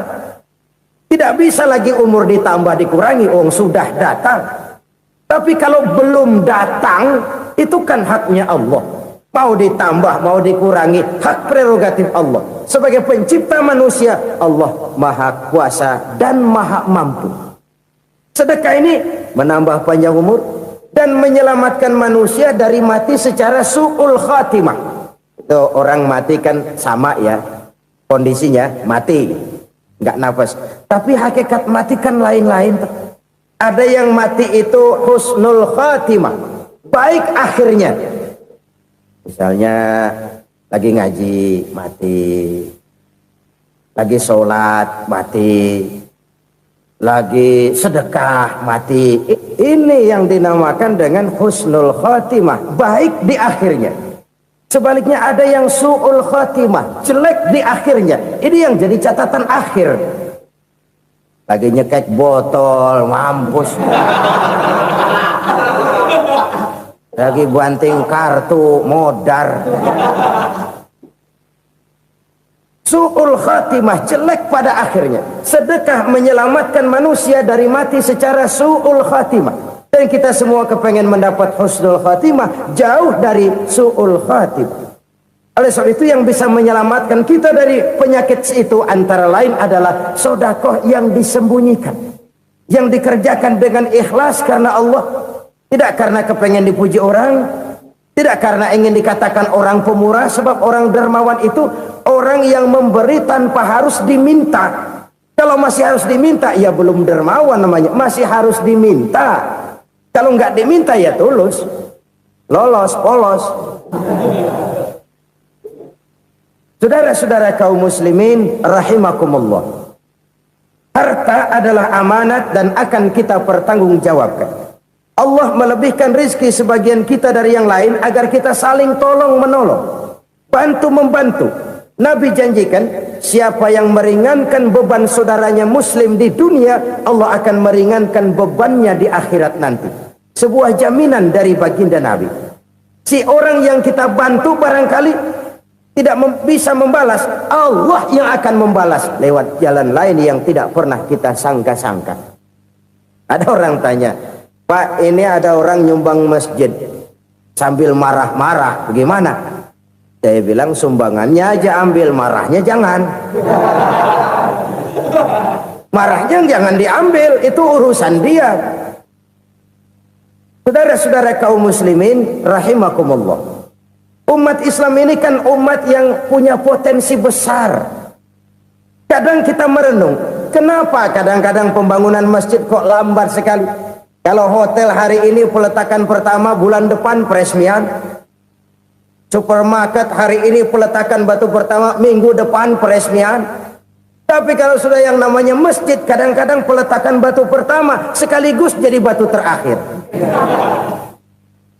3 tahun, 4 tahun, campur nebar jalak di jalanan, duit dijaring kayak ikan sepat.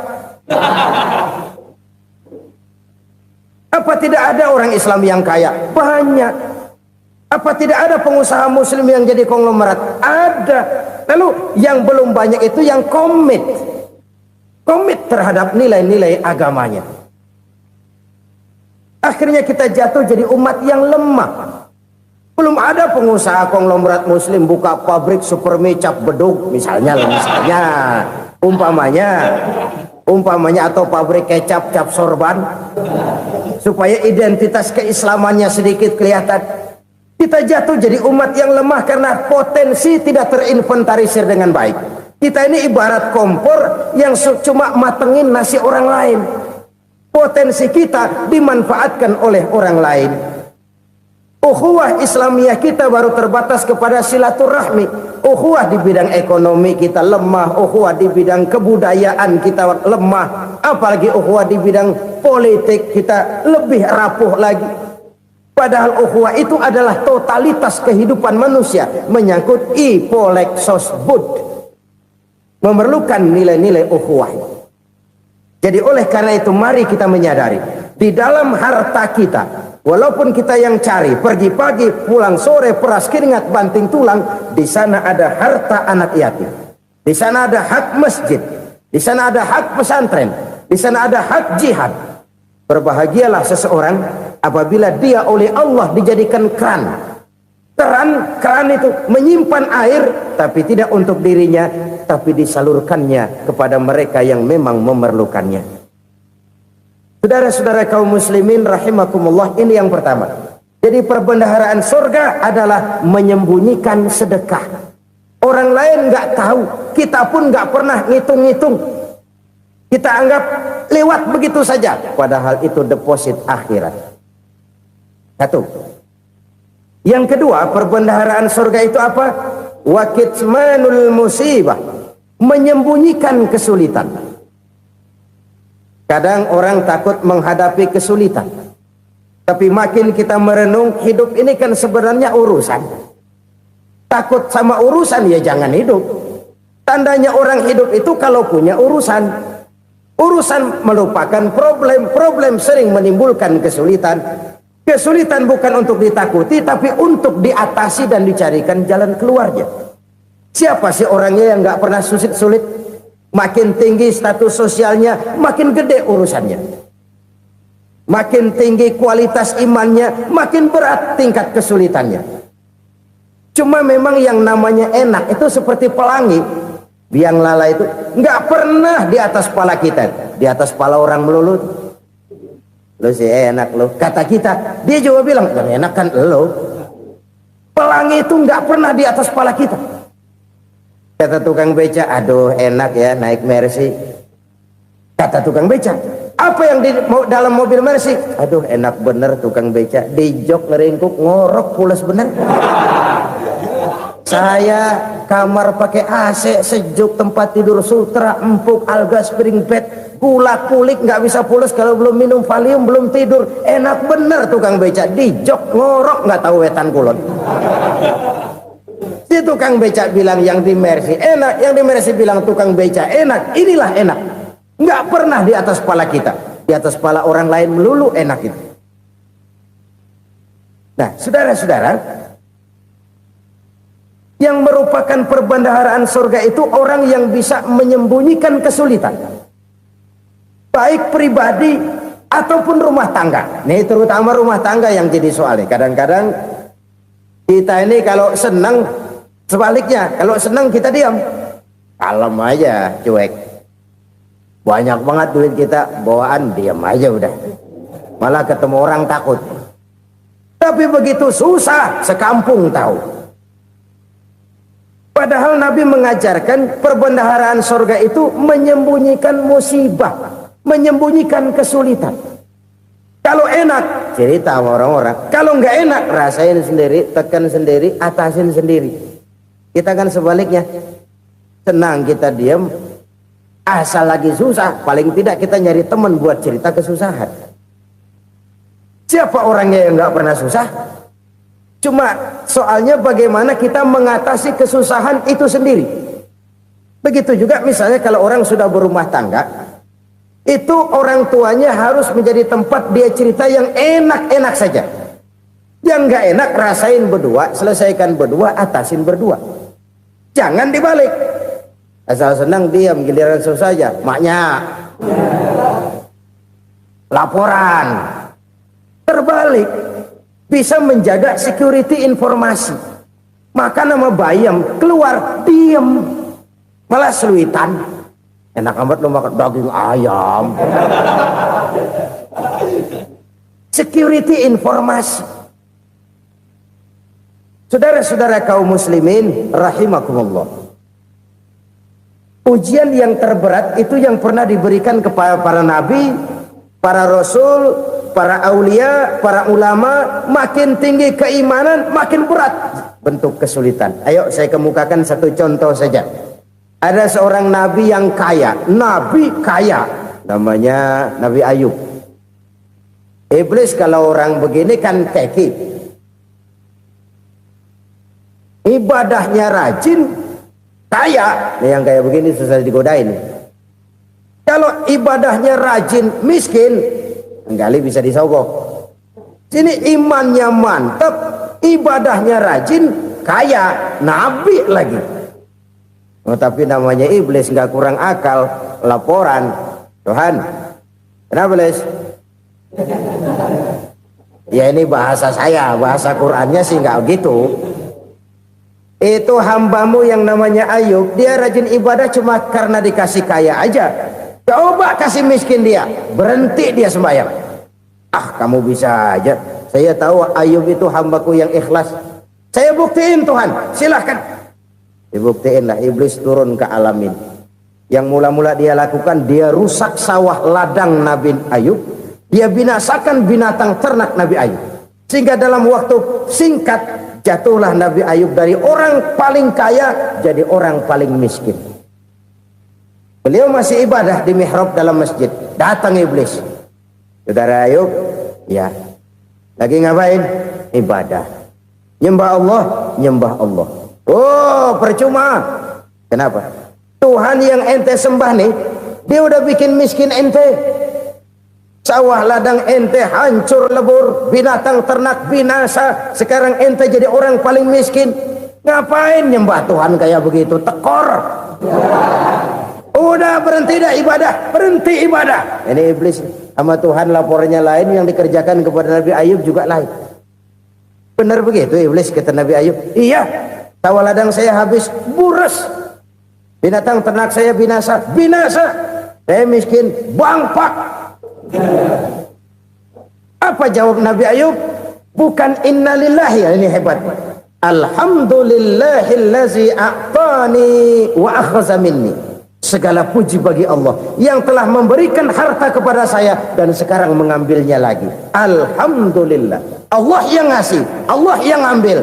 Itu mah urusan Allah. Iblis cuman ibadah jalan terus, sujud lagi Nabi Ayub. Iblis seleher gondok banget. Dasar Nabi nggak mempandai apa-apain. Miskin malah alhamdulillah.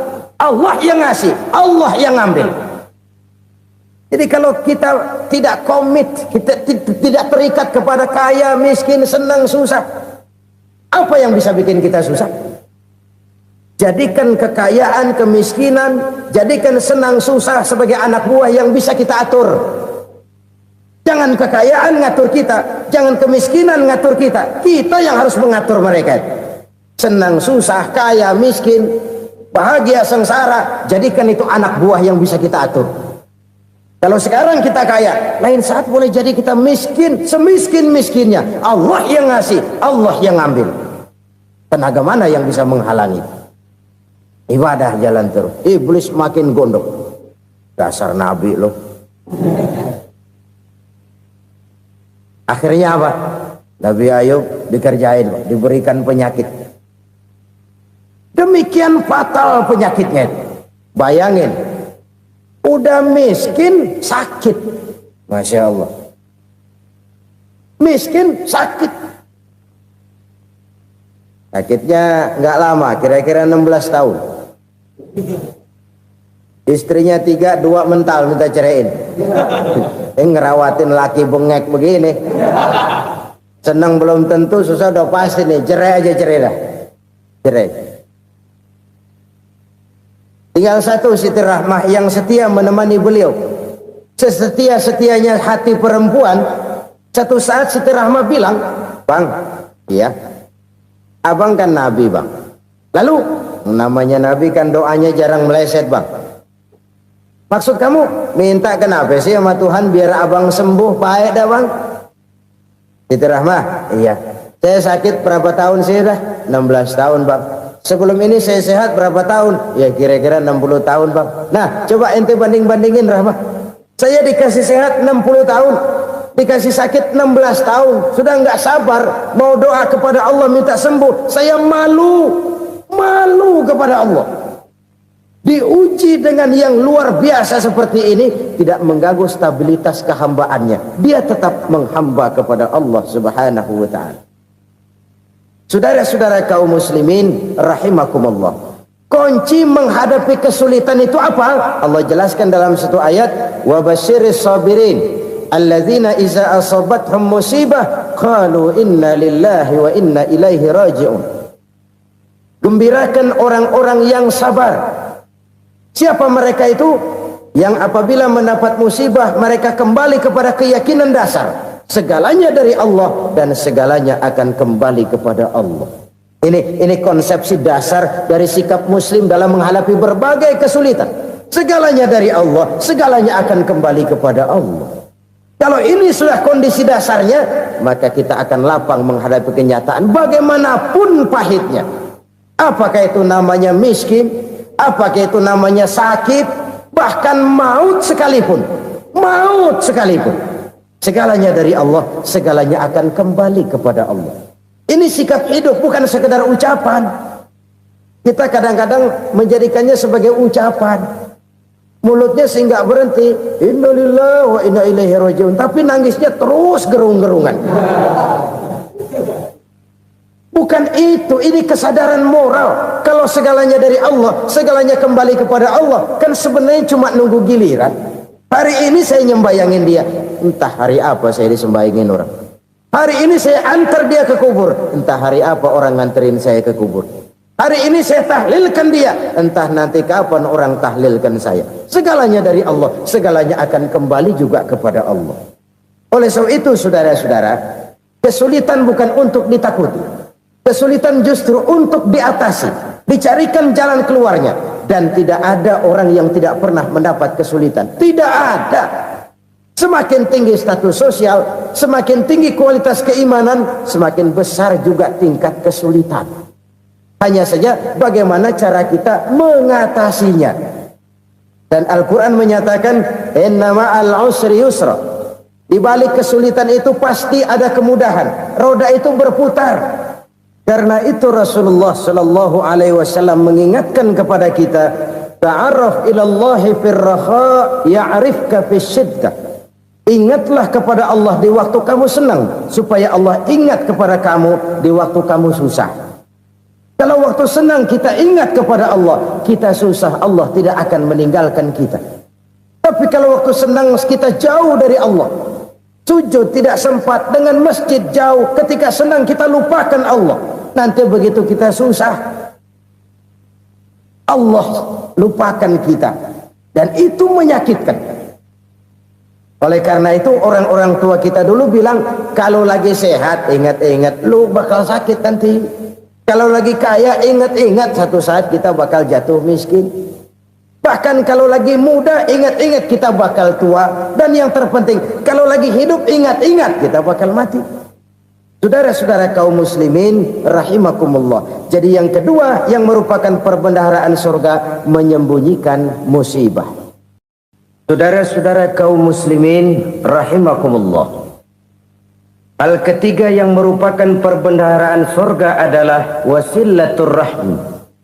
Orang yang suka bersilaturahmi. Sebagaimana yang kita maklum bahwa manusia adalah makhluk yang disebut zon politika. Makhluk sosial yang tidak mungkin hidup sendiri-sendiri. Betapa dan siapapun kita memerlukan orang lain. Bodoh betul manusia kalau tinggal di tengah masyarakat tapi tidak mau bermasyarakat. Merasa hebat sendiri, pintar sendiri, gagah sendiri, kaya sendiri. Mungkin kalau mati juga ngubur sendiri. Jangankan kita di sini, di sorga saja Nabi Adam waktu sendirian bengong melulu, ngondar mandir.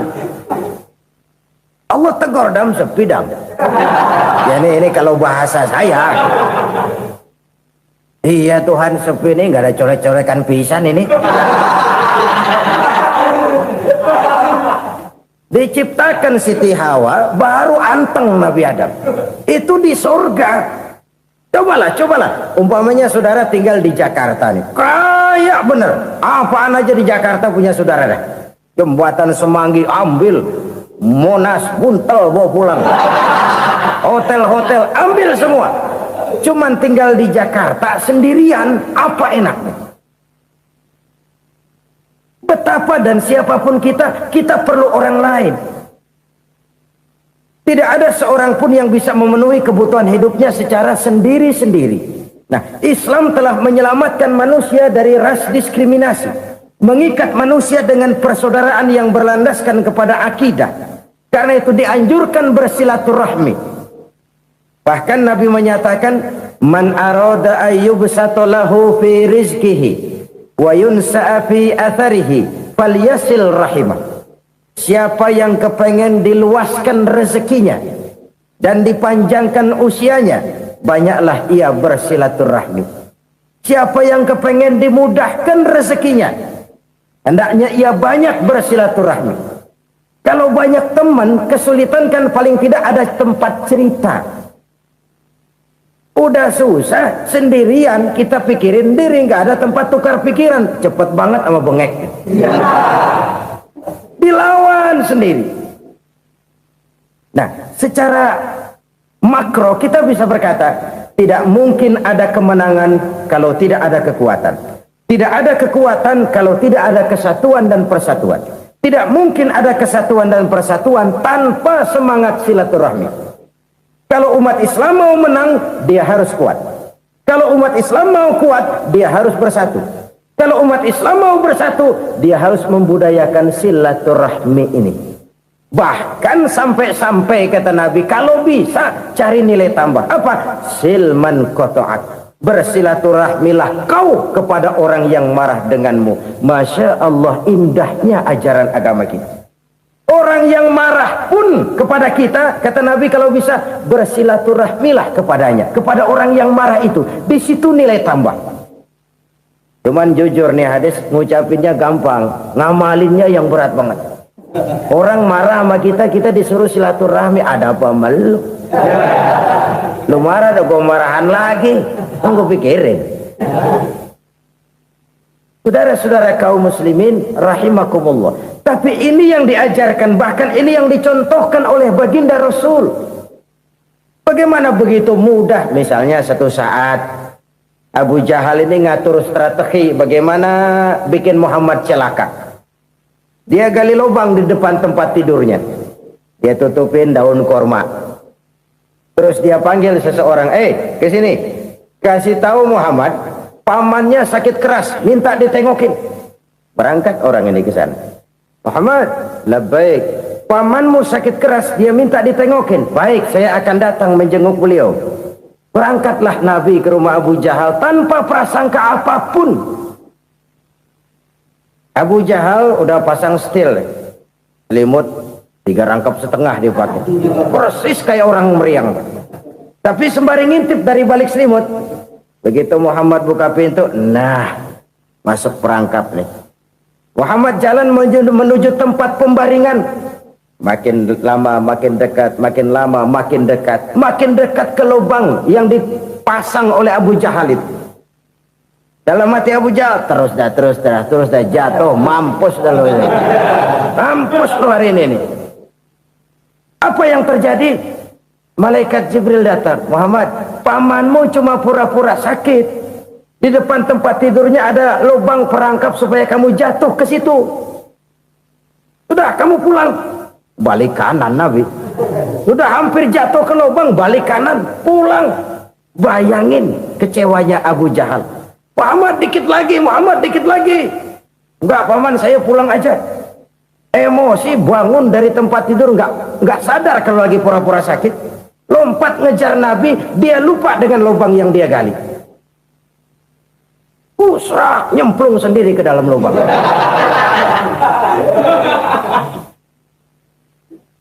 Nabi terus berlalu. Ini terjadi keanehan. Jatuh ke lubang yang dia gali itu sebenarnya nggak terlalu dalam ya, antara 3-4 meteran lah. Tolong saya jatuh ke lubang ini. Datanglah pelayan-pelayannya itu. Angkat saya dari sini. Oh, yang ngulurin tambang. Satu gulung, belum juga nyampe itu tambah. Kurang, beli lagi ke warung. Sambung, ulur lagi, nggak juga bisa sampai. Wah, ini kerjaan Muhammad ini. Tolong, siapa salah seorang kamu ke rumah Muhammad, kasih tahu encangnya kecebur. Minta ditolongin. Sampaikan kepada Rasul. Kenapa? Pamanmu jatuh ke lubang, Muhammad minta tolong diangkatin. Tambang udah nyambung-nyambung nggak nyampe juga. Ya, nanti saya datang, saya tolong. Coba. Nyata-nyata orang berniat jahat mau mencelakakan dia. Datang dia menolong. Ini yang disebut air tuba dibalas air susu ya ini. Bukan sebaliknya. Air tuba dibalas air susu. Paman, kecebur ya? Iya Muhammad, tolong ini. Pegang tangan saya. Nabi ulurkan tangannya, nyampe. Dipegang oleh Abu Jahal, diangkat ke atas. Sampai atas, apa kata Abu Jahal? Sihirmu memang hebat Muhammad. Udah ditolongin dikata sihir. Yang enak kita kemplang kan itu orang begitu. Urusan abang. Tapi inilah akhlak. Kalau bisa kamu bersilaturahmilah dengan orang yang marah kepadamu sekalipun. Orang marah kita tetap baik. So, kalau kita berbuat baik sama orang yang memang baik, rasanya sih biasa-biasa aja. Orang baik kita baik lagi, ya draw aja, belum ada nilai tambah di situ. Baru ada nilai tambah kalau kita bisa berbuat baik kepada orang yang nyakitin kita. Itu namanya kita setingkat di atas dia. Dia sakitin kita, kita berbuat baik sama dia. Dia pelit sama kita, kita baik sama dia. Dia marahin kita, kita deketin dia. Di situ kita punya nilai tambah. Jadi siapa yang ingin diluaskan rezekinya, kata Nabi, dan dipanjangkan umurnya, hendaklah ia banyak-banyak bersilaturahmi. Sederhana sebenarnya silaturahmi, tapi silaturahmi membangkitkan semangat kesatuan dan persatuan. Kesatuan dan persatuan melahirkan kekuatan. Dalam matematika 1 ditambah 1 pasti 2. Tapi di tengah masyarakat, 1 orang takut ditambah 1 orang takut, hasilnya jadi 2 orang setengah berani. Kenapa setengah berani? Karena udah berdua. Tadi pan takut sendirian. Kalau dia kumpul turu-turu takut lah jadi berani. Kita yang lemah, kita yang tidak berdaya, kita yang miskin, kalau mau kompak bersatu, apa yang nggak bisa kita kerjain? Apalagi tinggal di kota besar, pilihan cuma 2. Bertahan atau minggir. Bertahan atau minggir. Untuk bisa bertahan harus mampu bersaing. Untuk mampu bersaing harus punya keahlian. Keahlian harus ditunjang dengan pendidikan, ditambah oleh kekompakan sebagai umat. Udah miskin mencar mulu, orang injak kita. Orang nggak pandang urusan apa malu. Oleh karena itu, silaturahmi pada hakikatnya merupakan roh dari ukhuwah yang diajarkan oleh agama kita. Bagaimana Islam menyelamatkan masyarakat manusia dari ras diskriminasi, mengikat manusia, dan tidak ada persaudaraan yang lebih indah selain persaudaraan yang diikat dengan nilai-nilai akidah. Sepanjang orang di jalan Allah, itulah saudara kita. Keluar dia dari jalan Allah, selesailah persaudaraan sampai di situ. Karena itu, kalau ingin menyimpan sesuatu di surga, banyaklah bersilaturahmi. Datang ke rumah ini, datang ke rumah itu, dan lain sebagainya. Itu simpanan kita di akhirat nanti. Ini yang ketiga. Saudara-saudara, yang keempat, perbendaharaan surga itu apa? Wa qawlu la hawla wa la quwwata illa billah. Ucapan la hawla wa la quwwata illa billah. Ibadah kan ada yang berat, modalnya besar. Bangun masjid berat, modalnya besar. Bangun rumah sakit berat, modalnya besar. Ada ibadah yang berat tapi modalnya ringan. Misalnya puasa. Puasa itu berat, mengendalikan nafsu. Kalau sekedar nggak makan nggak minum sih enteng, mengendalikan nafsu. Itu jihad terbesar, tapi kan modalnya ringan, cuma niat saja. Ini ibadah berat, modalnya ringan. Ada ibadah yang ringan, modalnya juga enteng. Seperti termasuk ucapan la haula wa la quwwata illa billah. Tanpa sadar, la haula wa la quwwata illa billah. Nyelengin tuh di surga. Nyelengin, kita nggak terasa, nyelengin simpenan akhirat. La haula wa la quwwata illa billah. Nyimpan lagi. Kaget, la haula wa la quwata illa billah, nyimpan lagi, banyak simpanan. Walaupun sebenarnya yang dimaksud di sini adalah kesadaran batin bahwa tidak ada daya dan kekuatan kecuali Allah. Itu intinya. Kita memulai pekerjaan disunahkan baca bismillah, kan begitu. Apa itu? Kesadaran moral. Bahwa ini saya bisa kerjakan, saya kerjakan ini dengan menyebut nama Allah. Kenapa? Kalau Allah tidak memberikan daya dan kekuatan, mana mampu saya kerjakan ini. Maka saya kerjakan ini dengan menyebut nama Allah. Bismillah. Kesadaran moral. Manusia hanya wajib berusaha, tapi nggak pernah wajib berhasil.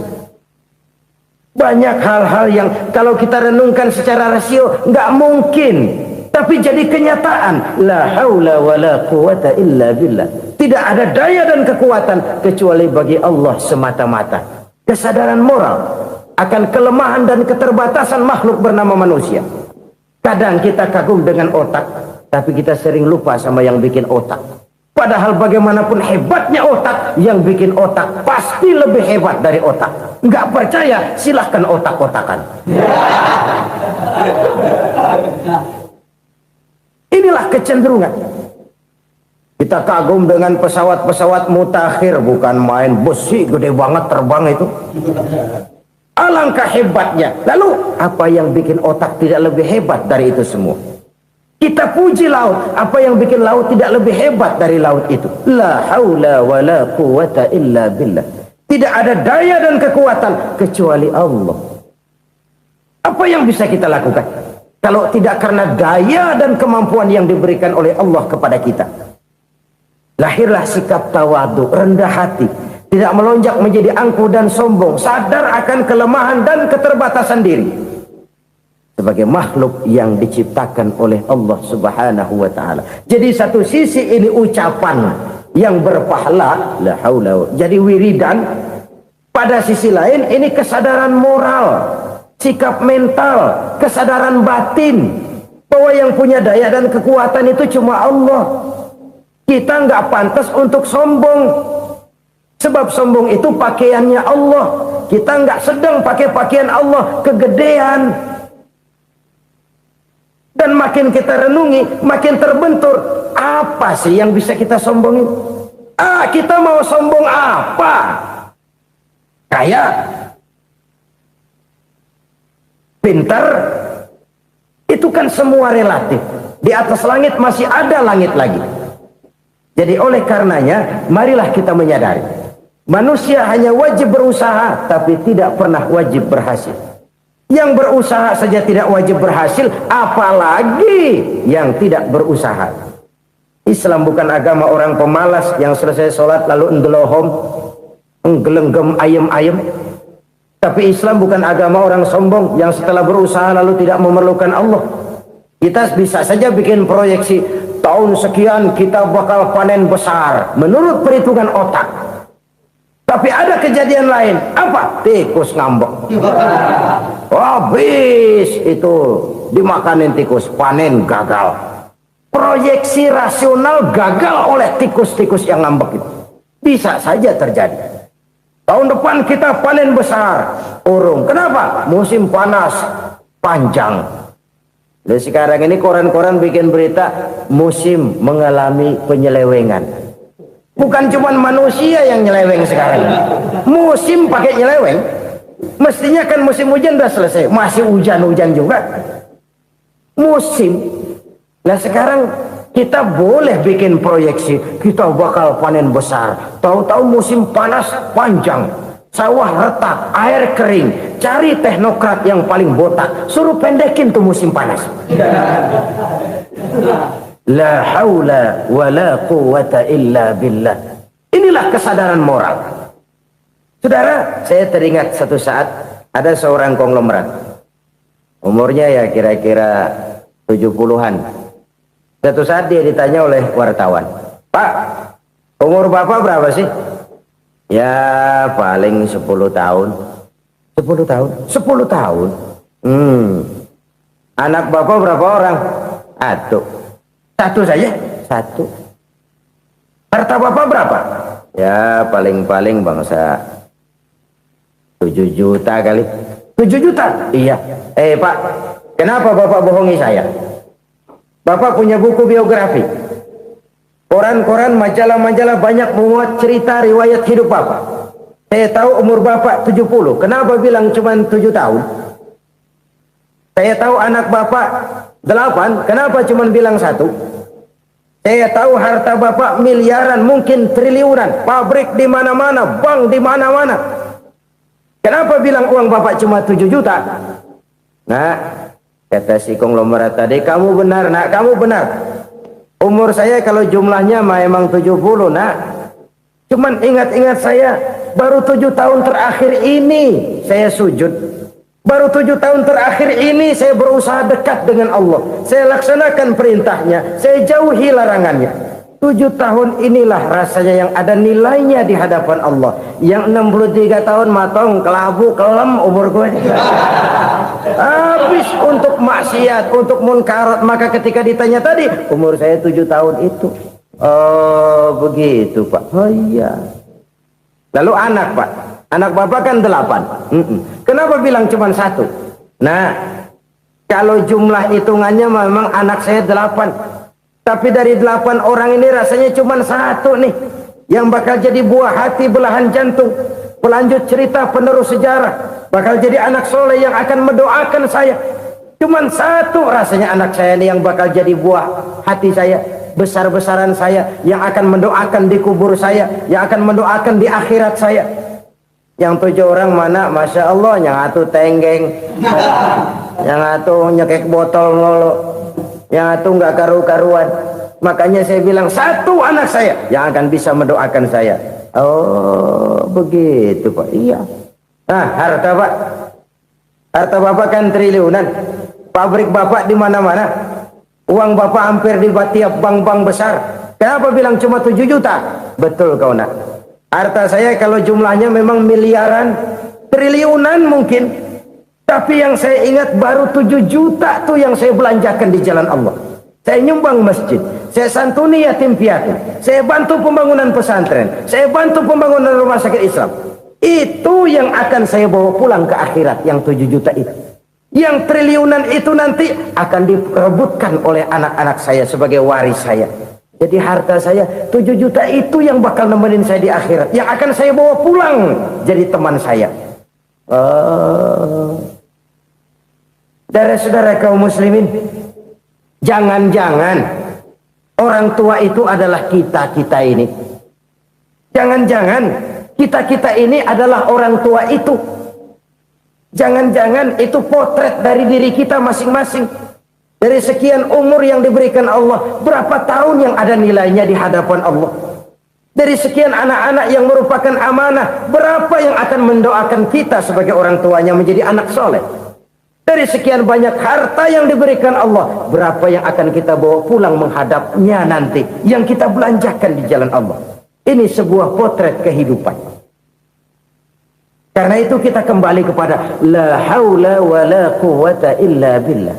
Kita wajib berusaha, kita wajib berikhtiar. Selebihnya segala daya dan kekuatan hanya milik Allah saja semata-mata. Satu kesadaran batin dari setiap pribadi muslim.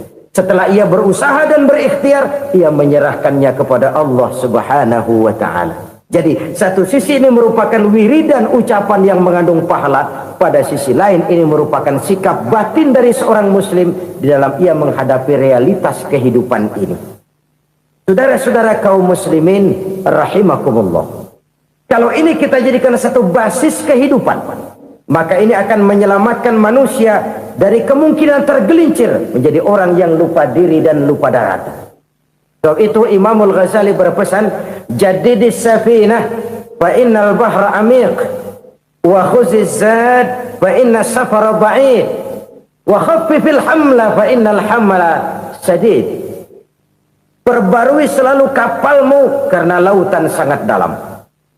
Bawa bekal yang banyak karena perjalanan ini sangat jauh. Ringankan beban karena kebanyakan beban akan menyakitkan. Alangkah indah kalimat ini, alangkah dalam makna yang terkandung di sana. Perbarui selalu kapalmu karena lautan sangat dalam. Apa artinya ini? Jaga mentalmu baik-baik. Pelihara imanmu baik-baik karena hidup penuh cobaan seperti lautan. Kita kalau berlayar di lautan kan kadang-kadang tenang, angin bertiup sepoi-sepoi basah. Jika malam datang, bintang gemintang bertabur menghias cakrawala. Rembulan memantulkan sinarnya dengan indah. Dalam keadaan begitu berlayar enak. Tapi lain saat ombak menggunung, halilintar menyambar, angin topan bertiup. Berapa banyak sudah saudara-saudara kita yang tenggelam di lautan dunia tanpa sadar bahwa dia belum sampai kepada pantai yang akan dituju. Berapa banyak sudah saudara-saudara kita yang tenggelam di lautan dunia ini tanpa sempat bangkit lagi. Dia menyangka sudah sampai kepada tujuannya. Hati-hati kapal jangan sampai bocor karena lautan sangat dalam. Iman ini jaga baik-baik karena hidup penuh dengan ujian.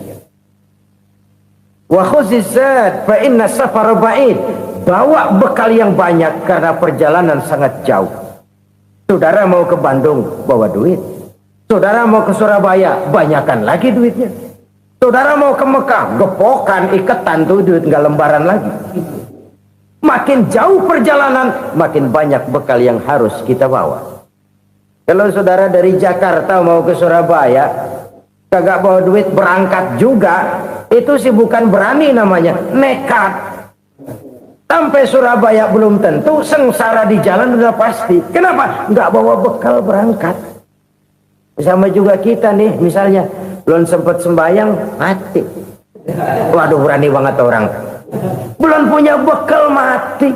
Sengsara di jalan. Atau bekal tidak cukup. Dari Jakarta saudara mau ke Surabaya, bawa duit 500 perak. Paling jauh Cikampek nyampenya itu. Paling jauh itu. Antara jauhnya perjalanan dengan bekal yang saudara bawa tidak seimbang. Hidup ini perjalanan panjang. A walking tour. Dimulai dari alam arwah. Sebelum jasad diciptakan, roh diciptakan lebih dulu. Dari situ pindah ke alam rahim. Dari alam rahim pindah ke alam dunia. Dari alam dunia pindah ke alam barzah. Baru menuju akhirat. Satu perjalanan panjang. Kalau bekal tidak bawa, sengsara di jalan.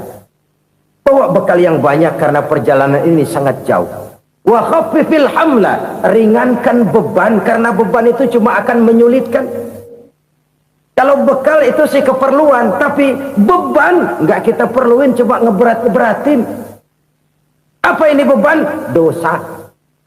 Kecurangan, kebatilan, kezoliman, ketidakadilan, kesewenang-wenangan. Itu akan jadi beban kita di akhirat. Alangkah celakanya, perjalanan panjang, bekal tidak bawa, beban kelewat banyak. Alamat sengsara di jalan. Pahala tidak ada, dosa berlipat ganda. Na'udzubillah, summa na'udzubillah. Kalau kita rangkum nasihat Al-Ghazali dengan kisah si konglomerat tadi, kita akan mengambil kesimpulan. Pertama, bekal terbaik dalam menghadapi gejolak kehidupan ini tidak lain adalah iman.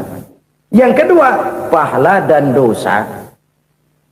Dua hal kontroversial. Pahala adalah bekal, dosa adalah beban. Tapi kita sekarang kan tidak begitu terangsang kepada yang abstrak. Orang berlomba mencari yang konkret-konkret saja. Yang real. Kalau memang dosa, benjol dong. Kira-kira begitu. Kira-kira begitu. Persis orang Yahudi dulu. Orang Yahudi itu kan pernah minta kepada Nabi Musa. Ya Musa, lan nu'mina laka hatta narallaha jahrah. Musa, kami nggak bakal mau beriman kepada Allah kalau belum kami lihat Allah ada nongkrong di depan kami. Kalau memang Tuhan ada, taruh dong di depan kami. Mau yang konkret-konkret saja. Kalau memang dosa, benjol dong. Kalau memang pahala, berasa dong. Orang terangsang kepada yang real, yang konkret-konkret saja. Karena itu, untuk mengejar dosa, orang mau bayar. Tapi untuk mengejar pahala, walaupun tidak bayar, orang segan. Ini yang dikatakan oleh Nabi, kamu mengharapkan ke surga, tapi kamu berat melaksanakan sesuatu yang bisa membawa kamu ke surga. Kamu ingin jauh dari neraka, tapi tiap saat kamu lakukan perbuatan-perbuatan yang justru menjerumuskan kamu ke neraka. Idda'aitum an-najata minan nar wa ramaitum fiha anfusakum. Kamu ingin selamat dari neraka, tapi kamu lemparkan diri kamu ke neraka. Kamu ingin masuk surga, tapi berat sekali kamu melakukan perbuatan-perbuatan yang bisa menyampaikan kamu di surga. Saudara-saudara kaum muslimin rahimakumullah. Jadi hal keempat yang merupakan perbendaharaan surga adalah la haula wa la quwata illa billah. Satu sisi ini merupakan ucapan yang memperberat timbangan akhirat. Pada sisi lain ini merupakan sikap hidup seorang muslim. Kesadaran batin yang sangat dalam bahwa tidak ada daya dan kekuatan kecuali Allah. Dan itu kita simbolkan pada saat memulai pekerjaan dengan Bismillah. Dengan menyebut nama Allah. Satu kesadaran moral. Saya hanya bisa melakukan ini karena diberikan daya dan kekuatan oleh Allah. Lahirlah sikap tawadu, rendah hati, tidak melonjak menjadi angkuh dan sombong. Saudara-saudara, sampai sini dulu jumpa kita kali ini. Semoga 4 perbendaharaan surga ini dapat kita lakukan, yang kelak akan merupakan bekal kita di kemudian hari nanti. Amin ya rabbal alamin. Terima kasih atas segala perhatian. Mohon maaf atas segala kekurangan. Usikum wa iyaya bitaqwallah. Wassalamu alaikum warahmatullahi wabarakatuh.